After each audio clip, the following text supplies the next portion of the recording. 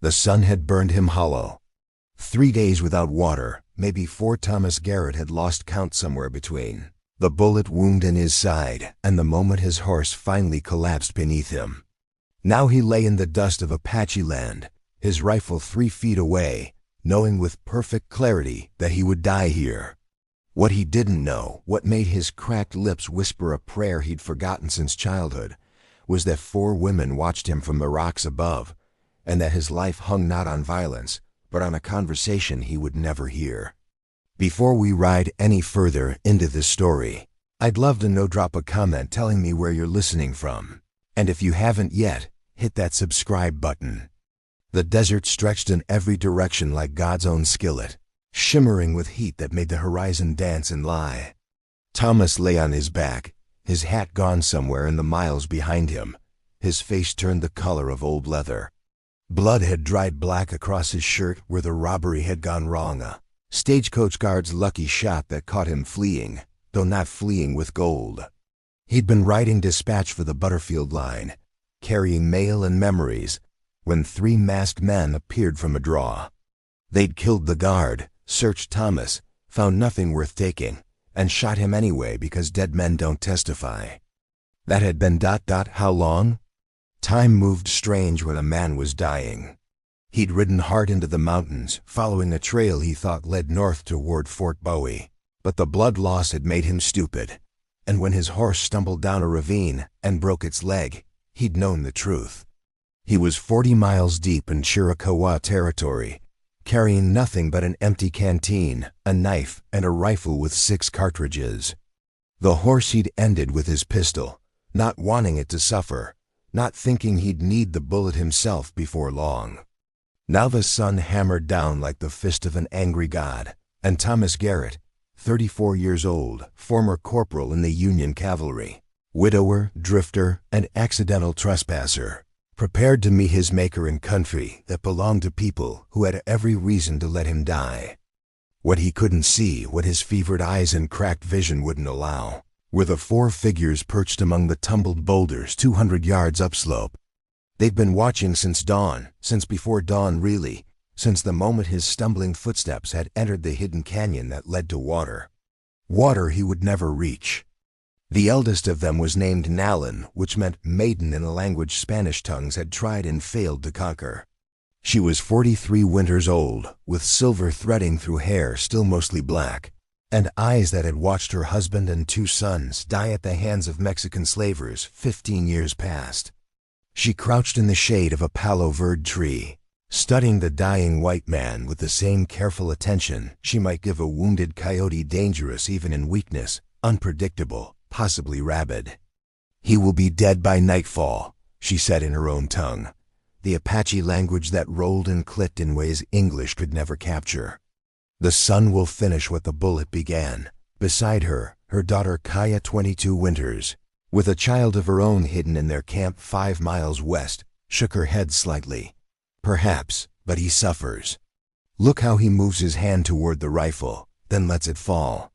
He knows he's dying, but some part of him still fights." The 3rd woman, Desba, was Nalin's sister, and she said nothing. She simply watched, her face unreadable, though her fingers moved in her lap, braiding and unbraiding a strand of yucca fiber with the restless energy of a mind at work. The 4th was barely a woman at all 16 winters, called Nasha, which meant owl.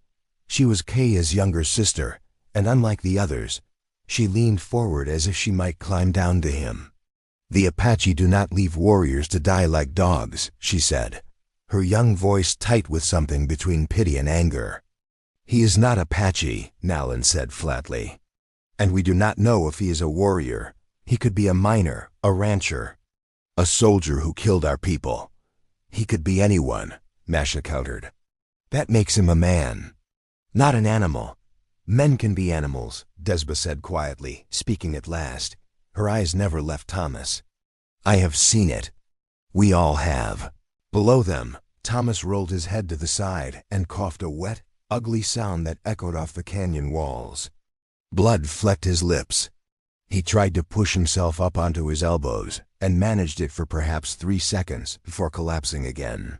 His hand crawled across the dirt toward the rifle like a dying spider.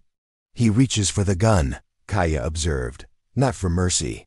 "He would kill us if he could, or kill himself," Nasha said. "To end it quickly." Nalan studied the white man's movements, the trembling fingers, the way his chest heaved with each breath. She had become expert at reading men in the years since her family was destroyed. You learned to read them when your survival depended on knowing what they would do before they did it. This man, this dying trespasser, was not reaching for the rifle to fight.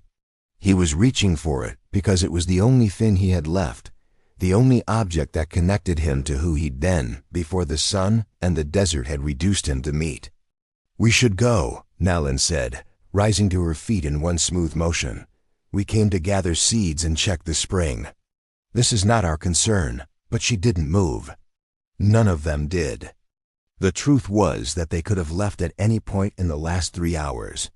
They could have slipped away into the rocks like smoke, and the white man would never have known they existed. But something had kept them there, some weight that pressed down on the moment like a hand on a scale, and even Naleen, who had survived by being practical, by cutting away sentiment like dead wood, felt it. "Mother," Kaya said carefully, "if we leave him to die. If we help him, we risk everything.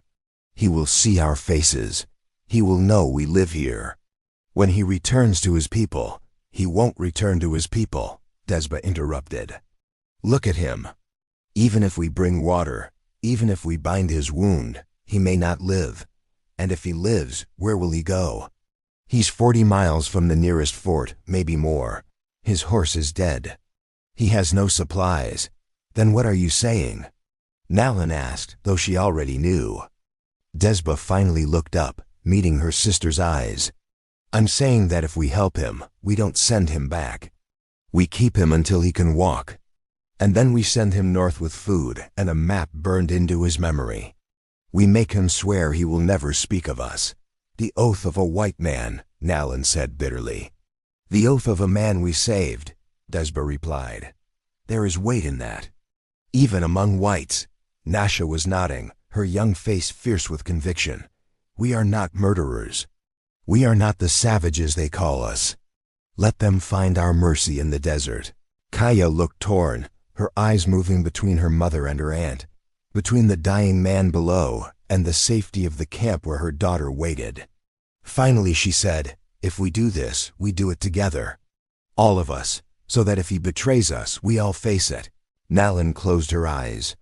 She thought of her son's strong boys, laughing boys, who had ridden out to hunt antelope and never returned. She thought of finding them days later, bullet holes in their backs, their bodies left for the buzzards by men who probably looked very much like the one dying below.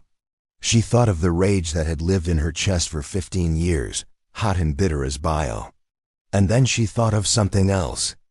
She thought of the day Mexican soldiers had come to her village when she was young, before the wars, before the betrayals.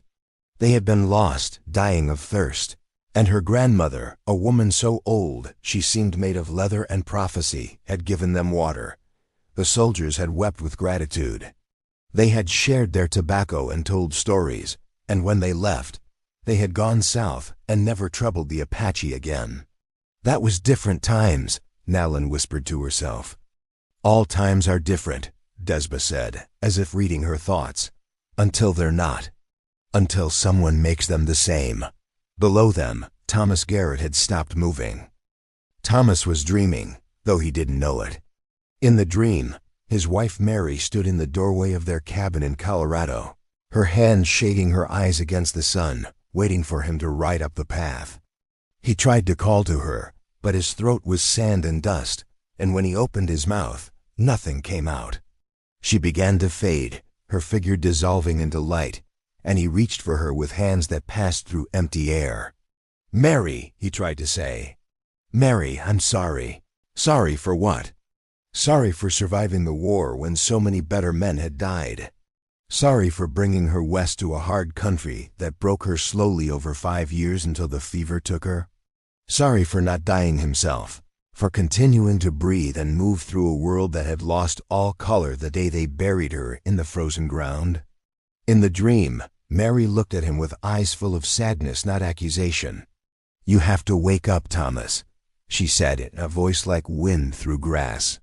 "You're not done yet." "I am," he told her. "I'm finished. Let me come with you." But she was shaking her head, backing away. And now there were other figures behind her, not angels or devils, but women he didn't recognize, women with dark eyes and strong hands, and they were pulling him away from her, back toward the sun, back toward the burning world. "No!" he tried to shout. "No, let me go." Cool water touched his lips. His eyes snapped open, and for a moment he saw 4 faces above him, dark against the glare of the sky, and he thought, "Angels. I'm dead, and these are angels." But angels didn't have calloused hands or wear buckskin dresses, and angels didn't watch you with expressions that mixed fear and determination in equal measure. Apache. His hand jerked toward where his rifle should be, but his fingers found only dirt. Someone had moved it. They'd moved everything, his knife, his pistol, all of it beyond reach. He was helpless as a baby, and the realization sent a jolt of panic through his chest. "Easy," one of them said, and the word was English, accented but clear. The speaker was the oldest, her face lined and weathered, her eyes as hard as creek stones. "You fight, you die faster." Thomas's vision swam. His head felt like it was filled with hot sand, his thoughts slow and stupid. He tried to focus on the woman's face, on her words, but everything kept sliding sideways. "Water," he croaked. The word came out as barely more than breath. The woman Nalin, though he didn't know her name, lifted a hollowed gourd to his lips again. This time he drank, and the water was the sweetest thing he'd ever tasted, cool and mineral sharp, running down his throat like salvation itself. He wanted to gulp it, to drain the gourd in one desperate swallow, but she pulled it back after 3 mouthfuls. "Slow," she said. "Too much, you vomit. You vomit, you die." He lay back, panting, his mind beginning to clear just enough to understand how thoroughly he'd miscalculated his position. He was in Apache hands. By all rights, he should already be dead, tortured, probably, killed slowly as payment for centuries of broken treaties and massacred villages. He'd heard the stories. Every white man in the territory had heard the stories. But they'd given him water. Why? He managed to ask, his voice stronger now. "Why help me?"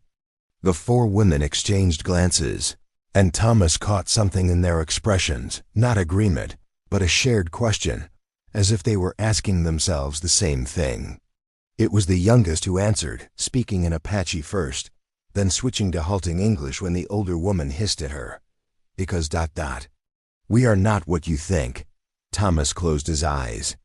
His side was on fire, a hot, throbbing agony that pulsed with his heartbeat.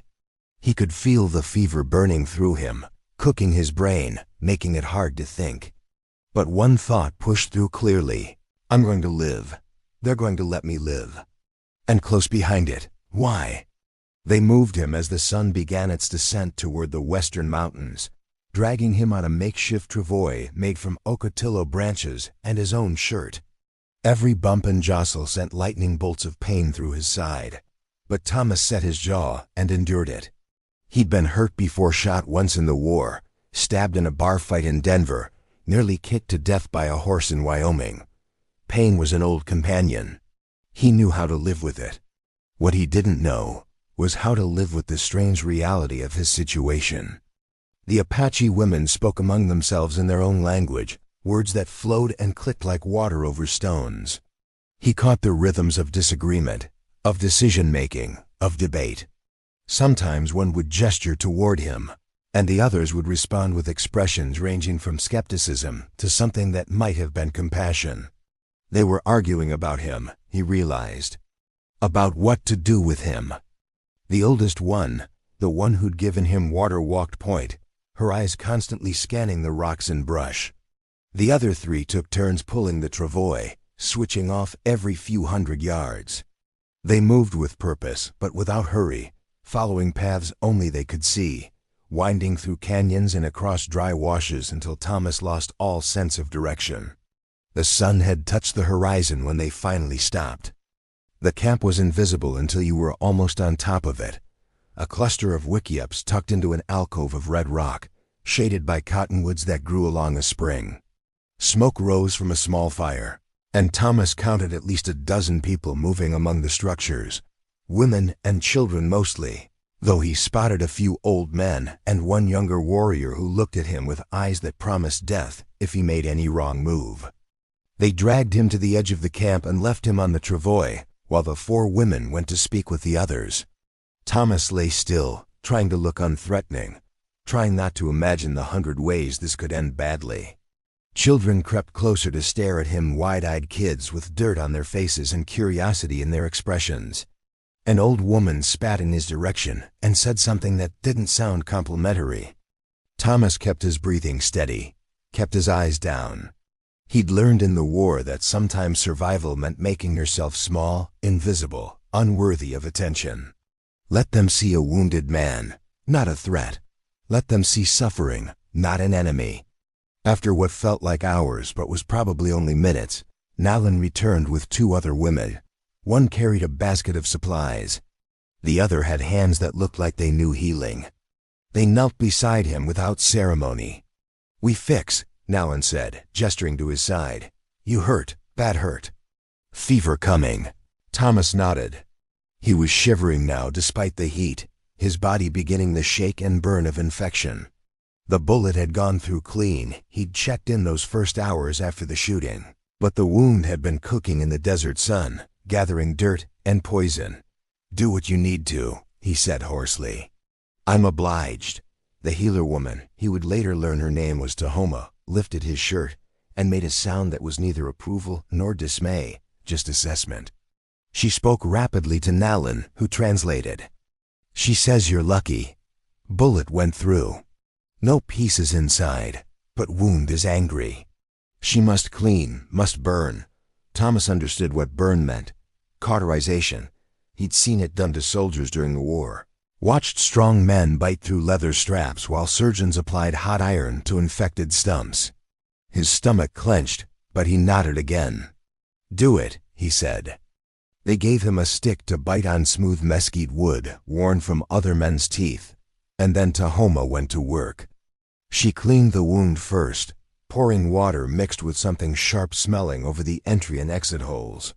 Then she packed it with a paste made from ground plants he didn't recognize, working her fingers into the wound with professional disregard for his muffled screams. Finally, when his vision had narrowed to a tunnel of white-hot agony, she brought a knife blade heated in the fire and pressed it to the wound edges. Thomas bit through the stick. The world went red, then black, then red again. He heard himself making sounds that weren't quite screams, felt his body convulse against the hands holding him down. The smell of his own burning flesh filled his nostrils, sweet and terrible. And somewhere in the distance, a child was crying, or maybe that was him. Maybe he'd been reduced to that after all. When it was over, Tahoma sat back and nodded once, satisfied. She wrapped the wound in clean cloth, bound it tight, and then stood and walked away without looking at him again. Her job was done. Nalin crouched beside Thomas, her face swimming in his fever-blurred vision. "You live or die now," she said matter-of-factly. "Fever must break. 2 days, maybe 3. We give water, we give food, but your body must fight. Why?" Thomas gasped, the word torn from him along with the last of his strength. "Why are you doing this?" Nalin was quiet for a long moment. Behind her, the sun had set, and the desert sky was bleeding purple and gold, beautiful and indifferent.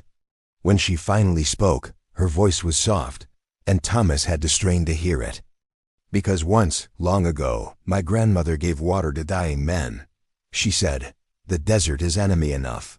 We don't need to be enemies too.'" Nalin's face was unreadable in the fading light. I don't know if she was wise or foolish, but I am too old to stop hearing her voice. She rose and walked away, leaving Thomas to the fever and the darkness and the strange, fragile hope that he might see morning after all. The fever came in waves. Thomas floated through days and nights that blurred together into a single long hallucination. Sometimes he was back in Virginia during the war, charging across a smoke-filled field toward Confederate guns. Sometimes he was in Colorado, building the cabin that would become Mary's tomb. Sometimes he was nowhere at all, just a consciousness suspended in heat and pain, watching his own body from a great distance as it shook and sweated and fought.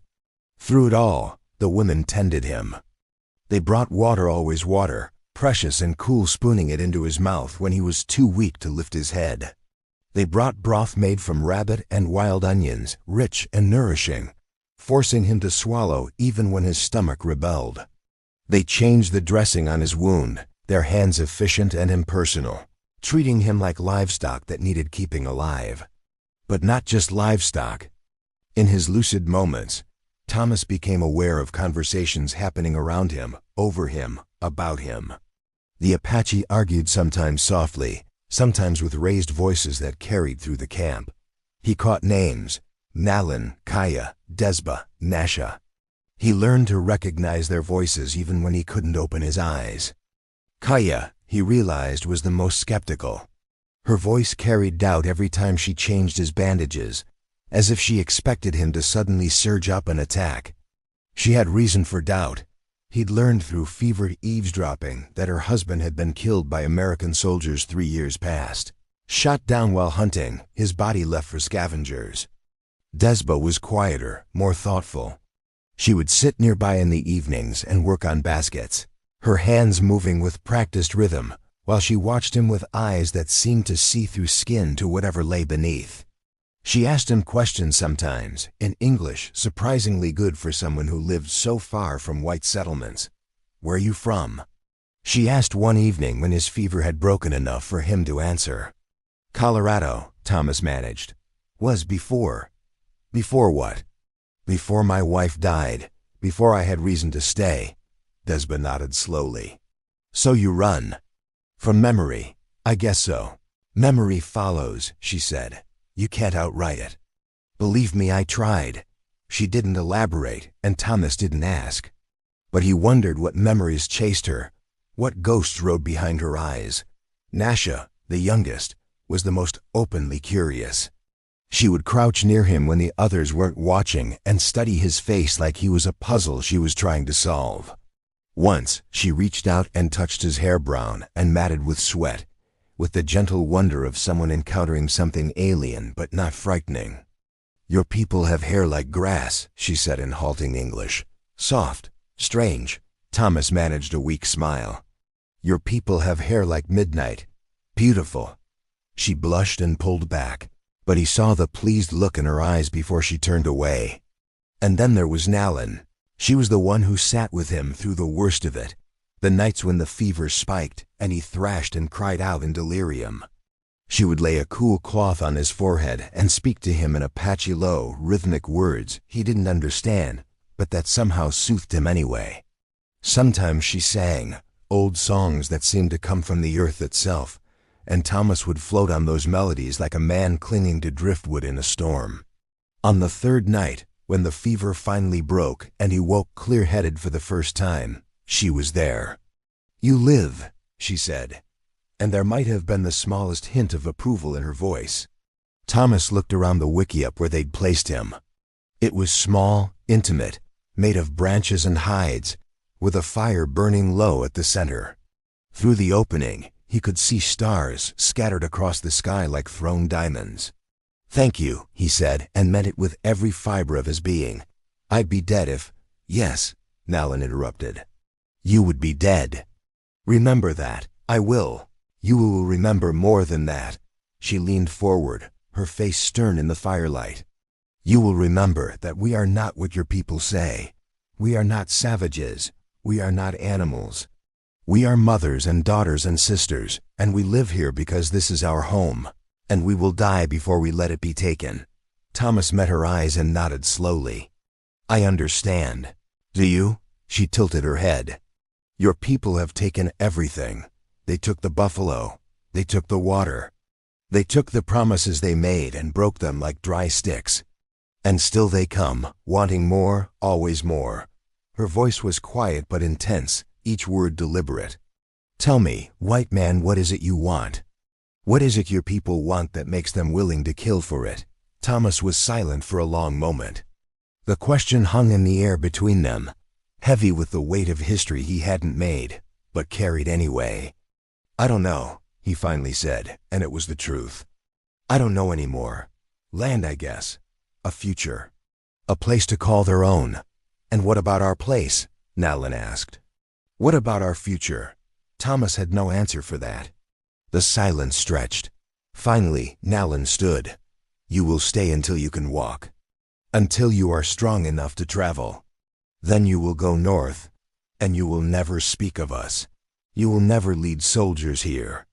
You will never betray the mercy we have shown you. This is the price of your life. I swear it," Thomas said immediately. "On my wife's grave, I swear it." Nalin studied him for a long moment, then nodded once. "We will see if a white man's oath is worth the breath it takes to speak it." She left him then, and Thomas lay back, staring at the smoke hole in the roof of the wickiup, watching sparks spiral up toward the stars. His sides still hurt, his body still ached, but for the first time in days, maybe weeks, maybe years, he felt something other than emptiness. He felt shame and gratitude, and a strange, uncomfortable awareness that the people he'd feared most had shown him more humanity than most of the white men he'd known. Recovery was slow. Thomas spent his days sitting outside the wickiup, watching the rhythm of the camp unfold around him. He saw women weaving baskets with patterns so intricate they seemed to hold entire stories in their design. He saw children playing games he didn't recognize, their laughter cutting through the hot air like birdsong. He saw old men tending to the making of arrows, their hands sure and practiced, their faces weathered by decades of sun and wind and survival. No one spoke to him much, but no one actively threatened him either. He existed in a strange limbo, present but not part of things, tolerated but not welcomed, except by Nasha. The young woman seemed to have appointed herself his unofficial guard and increasingly his teacher. She would sit near him and point to objects, speaking their Apache names slowly, making him repeat them until he got the sounds right. Tree, rock, water, sky. Simple words, but each one felt like a key unlocking a door he hadn't known was closed. "Why are you teaching me?" he asked one afternoon, his English drawing curious glances from passing children. Nasha considered the question seriously. "Because you listen," she said finally. "Most white men don't listen. They talk and talk, but they don't hear. You hear." Thomas thought about that. "Your English is very good. Where did you learn?" Her face darkened. "Mission school. When I was young, soldiers took us. Said they would teach us to be civilized." She spat the last word like poison. "They taught us to forget who we were, to be ashamed. I ran away when I was 12. Walked for 3 weeks to find my people again." "I'm sorry," Thomas said, and meant it. "Don't be sorry," Nasha replied sharply. "Be better. Be different." Another silence, this one more comfortable. "Can I ask you something?" Thomas ventured. "You just did." He smiled despite himself. "The women who saved me, why just women? Where are the men?" Nasha's expression went cold. "Hunting, raiding, fighting, dying." She gestured around the camp. "You see old men and children. The warriors are gone. Always gone. Fighting your soldiers, fighting Mexican soldiers, fighting to keep what little we have left. The women, we are what remains. We are what holds the people together." Thomas looked around the camp with new eyes, suddenly seeing what had been invisible before. The absence of young men, the weight carried by the women, the quiet desperation threaded through daily survival. "How do you bear it?" he asked quietly. "We bear it because we must," Nasha said. "Because if we don't, our people disappear, like smoke. Like morning dew." She stood abruptly. "Rest now. Tomorrow you walk. You must be strong enough to leave soon." She walked away before he could respond, and Thomas was left with the uncomfortable realization that his presence, however grateful he might be for his rescue, was a burden to people who could ill afford any additional weight. That evening, Thomas was summoned to Nalin's fire. The 4 women who had saved him sat in a circle, and they gestured for him to join them. He lowered himself carefully, his side still tender, and waited. Kaya spoke first, her words in Apache, translated by Desba. "We have decided you are strong enough to travel. In 3 days you will leave." Thomas nodded. He'd expected this. "We will give you food," Desba continued, still translating for Kaya. "Water, a map that you must memorize and then destroy. You will go north to the fort. You will tell them you were robbed and left for dead, that you survived on your own. You will say nothing of us." "I won't," Thomas said. "I gave my word." "Words are wind," Kaya said in English, sharp and clear. "We want more than words." Nalan raised a hand, silencing her daughter. She looked at Thomas with those creekstone eyes, measuring him. "You have seen us," she said. "You know we are not monsters. You know we are mothers and daughters, same as white women, same hearts, same fears. When you go back to your people, you will hear them speak of Apache. They will call us savages. They will say we torture and kill for pleasure. They will use these lies to justify what they do to us."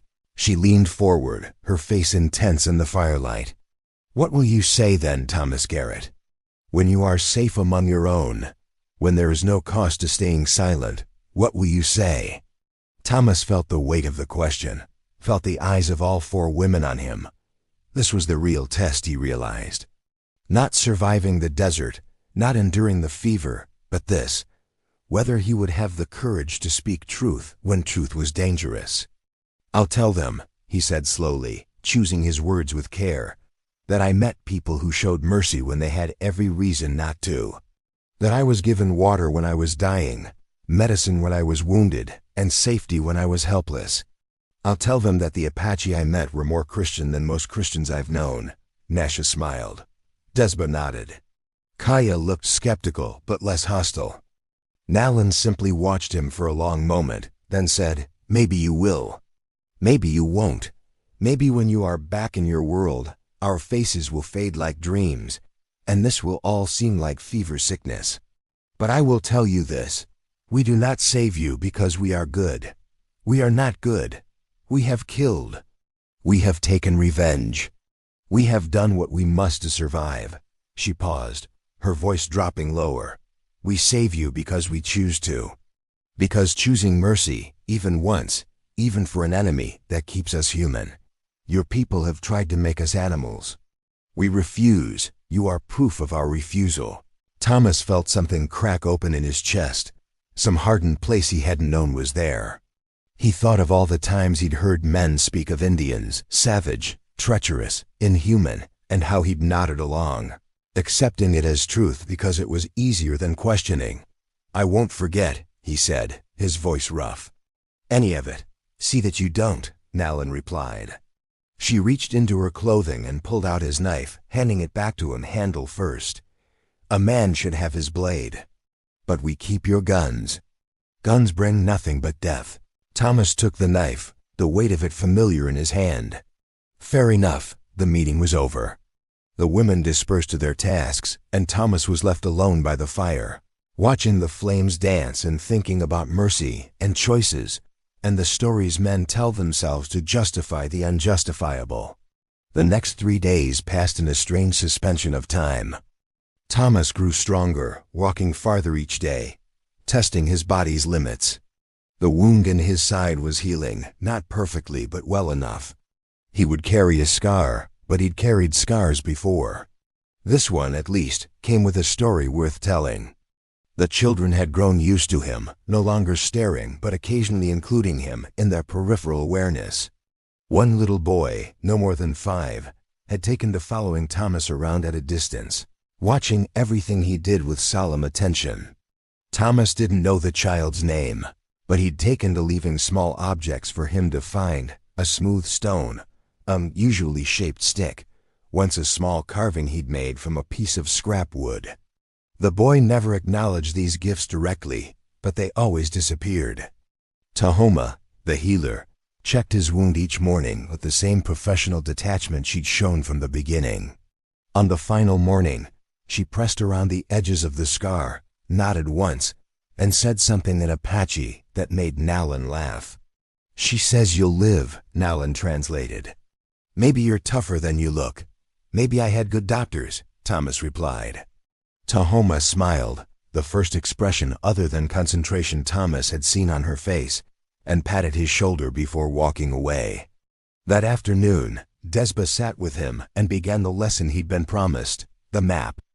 She drew in the dirt with a stick, making marks and symbols that represented landmarks only the trained eye could see. A split rock that looked like praying hands. A canyon with 3 branching paths, only one of which held water. A mesa shaped like a sleeping bear. She made him repeat the sequence back to her, over and over, until he could recite it with his eyes closed. "You forget even one marker, you die," she said flatly. "Desert doesn't forgive mistakes." "I won't forget," Thomas promised. When the map lesson was done, she erased the drawings with her foot, destroying any evidence that might be read by unfriendly eyes. Then she looked at him with an expression that was almost gentle. "You remind me of my husband," she said quietly. "He had eyes like yours, sad eyes. He carried ghosts too. What happened to him?" Thomas asked, then immediately regretted the question. But Desba didn't seem to mind. He went to speak with the white chief at Fort Bowie, went under peace flag to ask for fair treaty. They shot him on the road home, said he was a raider, but he had no weapons. "Just words, just hope," she smiled bitterly. "Hope is dangerous in this country." "I'm sorry," Thomas said, knowing the words were inadequate but having nothing else to offer. "We're all sorry," Desba replied, "but sorry doesn't bring back the dead. Sorry doesn't stop what's coming." She stood, brushing dirt from her dress. "You go tomorrow at dawn. Be ready." That evening, the women prepared food for his journey, pemmican wrapped in hide, dried berries, a gourd for water. They worked in silence, and Thomas watched from a distance, aware that he was witnessing something significant, not just practical preparation, but ritual, a ceremony of separation. When they finished, Nalin brought the supplies to him. "This will get you to the fort," she said. 3 days if you walk steady, don't rush. Don't push too hard, your wound is still fresh. I understand." "Do you?" She studied him. "You go back to a world that wants us dead, that sees us as obstacles to be removed. You go back changed, but that world, it hasn't changed. It won't change because one man learned mercy." Thomas met her eyes. "Maybe not. But maybe one man can plant a seed. Maybe that's enough." "Maybe," Nalin said, but she didn't sound convinced. "The white chief in Washington speaks of Indian problem, as if we are problem, not people. You understand what that means?" "I do." "Then you understand we are already dead. Maybe not today, maybe not this year, but your people, they don't stop. They never stop. And we are tired of running." There was no bitterness in her voice, just exhaustion. The exhaustion of a people who had fought for generations and could see the end approaching like a dust storm on the horizon, inevitable and all-consuming. "I'm sorry," Thomas said again, the words feeling more worthless each time he spoke them. "Stop being sorry," Nalin said sharply. "Sorry is for children. You are a man. Be a man who remembers. Be a man who speaks truth. Be a man who, when the others in your saloon or your street are telling stories about savage Apache, says, 'No, I was there. I know different. That is the only payment we ask for your life, that you bear witness.'" "I will," Thomas said, and this time it felt like a vow, something carved into stone rather than spoken into wind. Nalin nodded. "Then we are settled." She turned to leave, then paused. "My sons," she said, not looking at him. "They were good boys, smart. They loved to hunt, loved to ride. The day they died, I wanted to die too. I wanted to kill every white man I saw until they killed me back. Why didn't you?" Thomas asked softly. "Because my daughter needed me. Because dying is easy, living is hard. And because ... double quotes." She finally turned back to face him, her eyes glistening in the firelight. "Because I remembered my grandmother's words. The desert is enemy enough. If I became the monster they called me, they would have won. Not just my body, but my soul. I refused to give them that. She walked away into the darkness, and Thomas sat alone by the dying fire, thinking about sons and daughters, about mercy and monsters, about all the ways a war can be lost even when you survive. Dawn came cold and clear. Thomas rose before the sun, his body stiff but functional. He packed the supplies carefully, checking and rechecking that everything was secure. The women had given him new moccasins to replace his destroyed boots' soft leather that would be quiet on stone, durable enough for the journey ahead. They gathered at the edge of camp to see him off. Nalin, Kaya, Desba, Nasha, and several others he'd seen but not spoken to. The little boy who'd followed him stood at a distance, clutching the wooden carving Thomas had made, a small horse, rough but recognizable. Thomas stood before them, feeling the weight of the moment. These women had saved his life, had shown him mercy he hadn't earned and didn't deserve. How did you thank someone for that? What words could possibly be adequate? I don't know what to say, he began, his voice rough with emotion. Thank you seems. Then don't say it, Nalin interrupted. Just go, live, remember. Nasha stepped forward and pressed something into his hand, a small pouch made of leather, decorated with intricate beadwork. Medicine bag, she said, for protection. For luck. I can't take this, Thomas protested. It's two. You can, Nasha said firmly, and you will.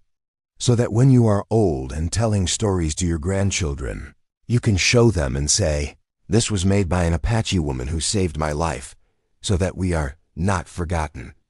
Thomas closed his fingers around the bag, feeling the smoothness of the beads, the care that had gone into every stitch. Never, he said hoarsely. I'll never forget. Kaya spoke then, her voice still carrying some edge of suspicion, but softer than before. You go north. You don't look back. You don't try to come back. If you return to this place, if you bring soldiers, if you betray us, we will know. And mercy, once given, cannot be given twice. I understand, Thomas said. Desba simply nodded at him, her eyes conveying something he couldn't quite read, maybe respect, maybe just acknowledgement that he'd survived what most men wouldn't have. Finally, Nalin stepped forward. She reached up and placed her palm against his chest, over his heart, and spoke in Apache, a long string of words that rose and fell like music. When she finished, she translated, I bless your path. I bless your water. I bless the breath in your lungs and the blood in your veins. You came to us dying, and we chose life for you. Honor that choice. Honor us with how you live. Thomas felt tears prick his eyes, the first tears he'd shed since Mary's death. I will, he whispered. I swear to God I will. Don't swear to God, Nalin said, and for the first time, he saw her smile, a real smile, sad but genuine. Swear to us. We're the ones who saved you. To you then, Thomas said, his voice breaking. I swear to you. She nodded, satisfied, and stepped back. Thomas adjusted the pack on his shoulders, tested the weight, and took a deep breath. The sun was just cresting the eastern mountains, painting the desert in shades of gold and crimson. It was going to be a hot day, but he'd survive. He'd been given the tools and knowledge to survive. He'd been given more than that. He'd been given a gift most men never received, the chance to see his enemies as human, to understand that the lines men drew between us and them were lies we told ourselves to make killing easier. He raised his hand in farewell, not a wave, but a gesture of respect, acknowledgement, gratitude all rolled into one. Then he turned and began walking north, following the mental map burned into his memory, carrying nothing but food, water, and the weight of a debt he'd spend the rest of his life trying to repay. Behind him, the women watched until he disappeared into the rocks. Then they turned back to their camp, to their children, to the endless work of survival in a land that wanted them gone. And life went on. Thomas walked for 3 days, following Desba's directions with the faith of a man who had no other choice. The split rock appeared exactly where she'd said it would. The canyon with 3 branches revealed its secrets when he studied it the way she'd taught him. The bear-shaped mesa stood against the northern sky like a promise. He walked slowly, conserving his strength, rationing his water, stopping to rest in the shade during the hottest hours. His wound ached but held. His body, though weakened, proved resilient. And his mind churned constantly, replaying conversations, examining memories, trying to hold on to details that already threatened to fade like smoke. On the evening of the third day, he saw the fort. Fort Bowie sat squat and ugly against the desert landscape, a collection of adobe buildings surrounded by wooden palisades, flying the American flag with tired determination. Soldiers walked the perimeter, and Thomas could see supply wagons in the yard, horses in the corral, all the familiar trappings of military outpost life. He'd been to this fort before, passing through on mail runs. He knew the commander, Captain Hensley, a career officer with a hard face and harder opinions about the Apache problem. He knew the soldiers, the scouts, the contractors who made their living from the ongoing conflict. He stood on a ridge overlooking the fort as the sun set, and for the first time since leaving the Apache camp, he felt afraid. Not afraid of being killed, he'd faced death and been given life, but afraid of what happened next. Afraid that the moment he walked through those gates, he'd become complicit again in a system that saw the people who'd saved him as obstacles to be removed.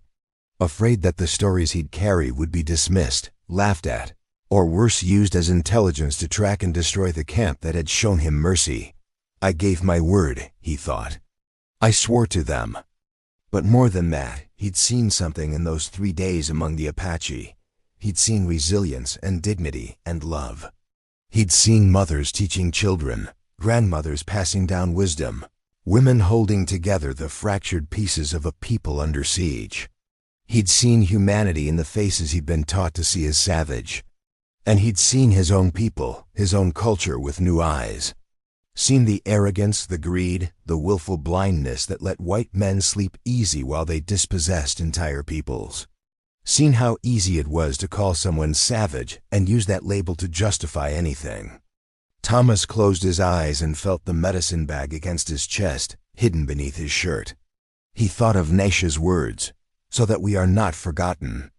When he opened his eyes again, he knew what he had to do. Not just walk into that fort and lie, that was the easy part, but live the rest of his life as a witness. Live so that the mercy he'd been shown wasn't wasted.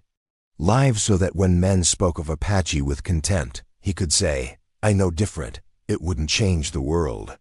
It probably wouldn't save anyone. But it was the only payment he could make for the gift of his life. He descended the ridge as darkness fell and walked toward the fort's gates. Jesus Christ, Garrett, we thought you were dead. Captain Hensley stared at Thomas like he was seeing a ghost, which, in a sense, he was. Thomas had been presumed killed in the stagecoach robbery 2 weeks past.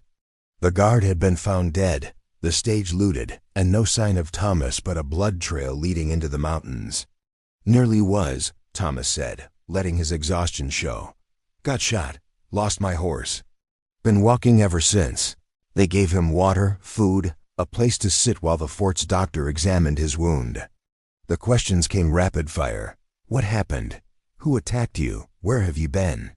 Did you see any hostiles? Thomas stuck to his story. Robbers shot him. He fled into the mountains, survived on his own, made his way north. Yes, his wound looked professionally treated. He had basic field medicine training in the war, knew how to clean and bind wounds.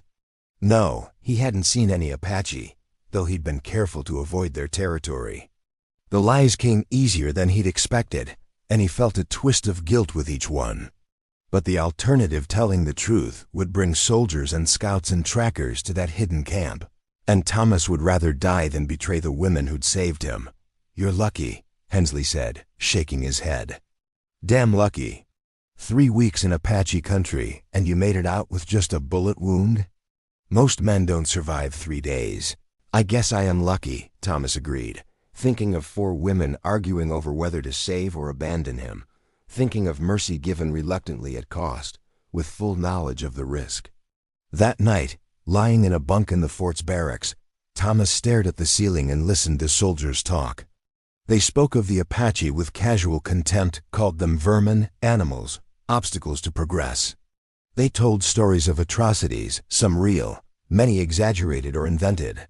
They spoke of the need to clear the territory, to make it safe for white settlement, to solve the Indian problem once and for all. Thomas said nothing.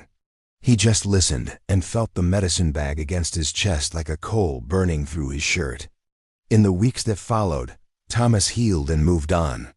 He left the fort, drifted north to Tucson, then west to California. He worked odd jobs, ranch hand, freight hauler, anything that kept him moving, kept him from thinking too much. But he couldn't outrun what had happened. Couldn't outrun the memory of Nallen's eyes, or Nash's gift, or the debt he carried. He kept his word about not speaking of the camp, but he broke his silence in other ways. When a drunk miner in a Tucson saloon went on a tirade about savage Apaches, Thomas quietly said, "I've known Apache to show more humanity than most white men." The saloon went quiet. The miner stared at him. "The hell you say?" "I say what I've seen," Thomas replied calmly. "I've seen mercy where I expected none. I've seen people who had every reason to kill me choose not to. Call that savage if you want, but I call it civilized." The miner spat. "You're either a liar or a fool." "Maybe both," Thomas agreed. "But I'm a man who was dying in the desert and survived because someone chose mercy over revenge. What does that make you?" The miner backed down, muttering. But Thomas saw the looks from other men in the saloon, some hostile, some curious, some thoughtful. Maybe his words changed nothing. Or maybe, somewhere in that room, someone heard them and thought twice before accepting the easy narrative about savages and civilized folk. He did it again in California, working a ranch outside San Diego. The owner's son, fresh from back east, full of romantic notions about the frontier, asked Thomas about the Apache. "Are they really as fierce as they say? As bloodthirsty?" Thomas thought carefully before answering. "They're people defending their home, their mothers and fathers and children. They can be fierce, any cornered thing fights hard. But bloodthirsty?" He shook his head. "I've seen more bloodthirst in mining camps and cattle towns than I ever saw in Apache country." The young man looked disappointed, as if he'd wanted confirmation of his adventure stories. But Thomas didn't care. He was done feeding lies to people who wanted easy answers. Months became years. Thomas drifted through California and into Oregon, always moving, never quite settling. He worked timber camps and fishing boats, always the transient, always the loner. But the medicine bag stayed with him, hidden away, taken out in private moments and held like a talisman. In the fall of 1874, working a lumber camp near Eugene, Thomas heard news that made his blood run cold. The Apache in Arizona were being rounded up, forced onto reservations. There had been resistance, fighting, massacres on both sides. The names of leaders flashed through reports, Cochise, Geronimo, but no mention of the small bands, the hidden camps, the women trying to survive in the canyons. Thomas wondered if Nallen and her family had survived, if they'd been forced onto the reservation at San Carlos, if they'd died fighting, if they remembered the white man they'd saved, or if he'd faded from memory like a fever dream. He would never know. That was part of the price of his oath, not just to keep their location secret, but to accept that he would never see them again, never know what became of them. It was a kind of torture, not knowing. But it was also, he realized, a small taste of what they must have felt constantly not knowing which loved ones would return from a raid, which children would survive the winter, which camp would be discovered and destroyed. He carried that uncertainty like a stone in his chest. In 1876, Thomas was working a cattle drive through eastern Oregon when he met a newspaper man from Portland. The man, a reporter named Samuel Mills, was traveling through the territory gathering stories for a series about the frontier. He heard about Thomas's experience in Arizona and asked for an interview. Thomas almost refused. But something in the reporter's face, an earnest curiosity, a willingness to listen rather than just confirm his own assumptions, made him reconsider. They sat in a makeshift camp, coffee boiling over a fire, stars wheeling overhead, and Thomas told a version of his story. Not the whole truth, never the location, never the specifics that might endanger anyone, but the essence of it. He spoke of being wounded and lost, of being found by Apache women, of being shown mercy and healed. Mills listened without interrupting, scribbling notes. When Thomas finished, the reporter was quiet for a long moment. "That's a hell of a story," he finally said. "But I have to ask, are you sure? I've heard a lot of tales about the Apache, and mercy isn't usually part of them." "I'm sure," Thomas said flatly. "I've got the scar to prove the bullet wound. I've got the medicine bag to prove the rest." He pulled the bag from his shirt and showed it to Mills, the beadwork still vibrant, still beautiful after years of being carried close to his heart. Mills stared at it, then up at Thomas. "Why tell this story now? You've been carrying it for, what, 2 years?" "Because it needs telling," Thomas said. "Because there's a whole people being called savage, being killed and driven out. And I know that they're capable of mercy and kindness, and all the things we claim make us civilized." He leaned forward, intense. "I'm not saying the Apache are angels. They've fought, they've killed, they've done what they had to do to survive. But so have we. The difference is, we call ourselves civilized while we do it." Mills nodded slowly. "This'll be controversial. A lot of people won't want to hear it." "I don't care what people want to hear," Thomas said. "I care about the debt I owe. Those women saved my life when they could have let me die. When they probably should have let me die, given what my people have done to theirs. The least I can do is tell the truth about them." The story ran in the Portland Oregonian 3 weeks later. Mills had written it carefully, balancing Thomas's account with acknowledgement of the violence and conflict that had marked Apache-white relations. It didn't romanticize or simplify. It just told one man's story of unexpected mercy. The reaction was mixed. Some readers dismissed it as fabrication or the delusions of a fever-addled mind. Some praised it as evidence that peace was possible. Some used it to argue for gentler treatment of Indians. Others insisted it was an exception that proved nothing. Thomas read the article once and then folded it away with his medicine bag. He didn't care about the reaction. He'd done what Nalin had asked Born Witness. The rest was beyond his control.